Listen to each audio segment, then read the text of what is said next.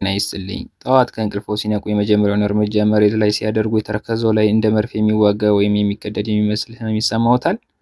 ወይስ ረጅም ሰዓት ተቀምጠው ተነስተው ሲራመዱ እግርዎ መሬት መርገጥ ያቅትዎታል? እንኳን ወደ ጤናማ ኑሮ ቻናል በሰላም መጣችሁ።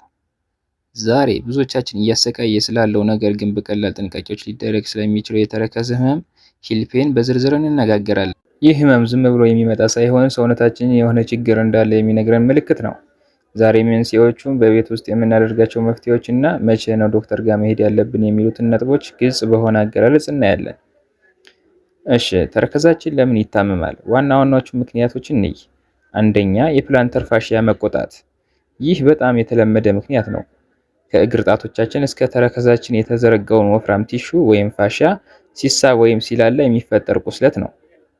ሁለተኛ፣ የተረከዝ አጥንት መውጣት ሂል ሱፒዮር፣ በተረከዝ አጥንት ስር የካልሲየም ክምችት ሲኖር እንደ ቀንድ ሲወጣ የሚፈጠር ህመም ነው። ሶስተኛ፣ ከመጠን በላይ ውፍረት፣ የሰውነታችን ክብደት በጨመረ ቁጥር ተረከዛችን የሚሸከመው ጫና ይበዛበታል። አራተኛ፣ የማይመች ጫማ፣ በጣም ጠፍጣፋ የሆኑ ጫማዎች እንደ ሸራ ጫማ ወይም ሂል ያላቸው ጫማ በጣም ተረከዝ ረጅም የሆኑ ጫማዎችን ማድረግ።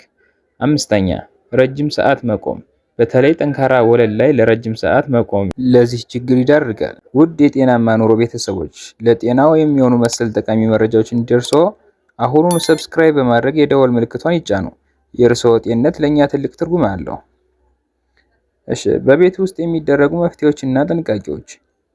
ህመሙ ገና ጀማሪ ከሆነ ወይም ስር እንዳይሰድ እነዚህን ነጥቦች በጥብቅ ይተግብሩ። አንደኛ፣ እረፍት መስጠት። ህመሙ ባለበት ወቅት እግሮን የሚያደክሙ ስፖርቶችና ረጅም ጉዞ መቀነስ። ሁለተኛ፣ የበረዶ ማሳጅ መጠቀም። በቀን 3 ጊዜ ለ15 ደቂቃ ተረከዝዎ ላይ በበረዶ በፎጣ ጠቅልለው የያዙ።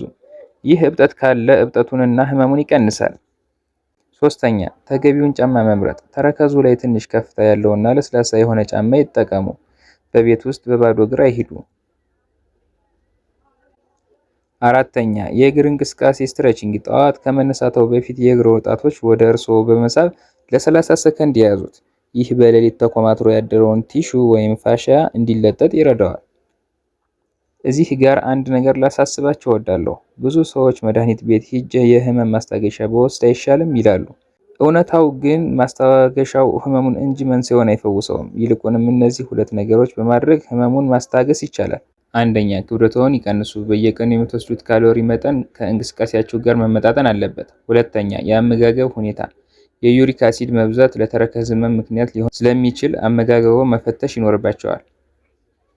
በአጠቃላይ የተረከዝ ህመም በጊዜ ካልታከመ ወደ ጉልበትና ወገብ ህመም ሊሸጋገር ይችላል። ስለዚህ ዛሬ የተነጋገርንባቸውን ነጥቦች ይተግብሩ። ህመሙ ከ2 ሳምንት በላይ ከቆየ ግን የግድ ወደ ጤና ተቋም በመሄድ የኤክስሬይ ምርመራ ማድረግ ይኖርብዎታል። ይህ መረጃ ጠቃሚ ሆኖ ካገኙት ለወዳጅ ዘመድዎ ሼር ያድርጉ። ጥያቄ ካላችሁ እያንዳንዱን ጥያቄ እያነበብኩ እመልሳለሁ። ሰብስክራይብ ማድረግዎን አይርሱ። በሚቀጥለው ቪዲዮ እስክንገናኝ ጤናችሁ ብዝት ይበልኝ ባይ